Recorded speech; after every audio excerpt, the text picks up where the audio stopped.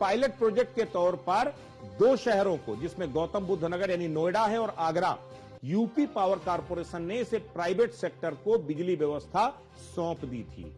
NPCL को नोएडा और Torrent को आगरा में जिम्मा दिया गया। इसी के आधार पर पूरे सिस्टम को प्राइवेटाइज करने की पटकथा तैयार की गई। उसके पीछे तर्क क्या दिए गए, जरा इसे भी समझिए। एनपीसीएल नोएडा में यानी गौतम बुद्ध नगर में 1993 में आरपीजी ग्रुप, जो अब सीईएससी लिमिटेड हो चुका है, उत्तर प्रदेश सरकार की साझेदारी से एनपीसीएल की स्थापना हुई थी।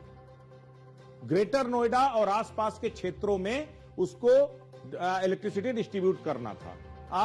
यूपी की तुलना में ये अपने आप में, अगर इसकी जो मेन प्रायोरिटी थी कि लाइन लॉस को कम करना, वो उन्होंने किया। 5% से 8% तक कम, जो बाकी यूपी के हिस्सों से लाइन लॉस को यहां पर कम किया। ये प्राइवेट एजेंसी की कामयाबी की बात कर रहा हूं मैं। कलेक्शन एफिशिएंसी, आप सोचिए उत्तर प्रदेश में एक बड़ा जो है हिस्सा बिजली बकाये का सरकार वसूल नहीं पाती, लेकिन 99% तक उन्होंने कलेक्शन एफिशिएंसी दिखाई है। 99% तक उनका जो बकाया था वो वसूल लिया।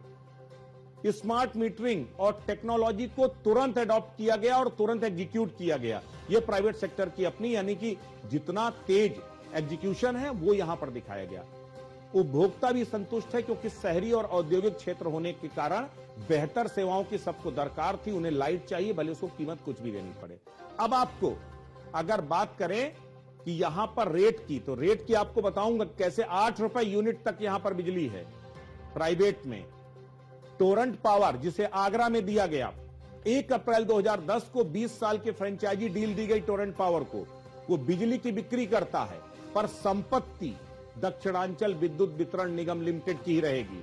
ये शर्त है, फ्रेंचाइजी मॉडल पे दिया गया था इसको। प्रारंभ में 40% से लाइन लॉस को घटाकर 18% तक कर दिया। वसूली दर में सुधार हुआ लगभग 95% तक। ये तो पॉजिटिव पॉइंट थे, जिसके आधार पर सरकार कह रही है कि दरअसल जब इतना फायदा है तो फिर क्यों नहीं प्राइवेट सेक्टर में देना चाहिए।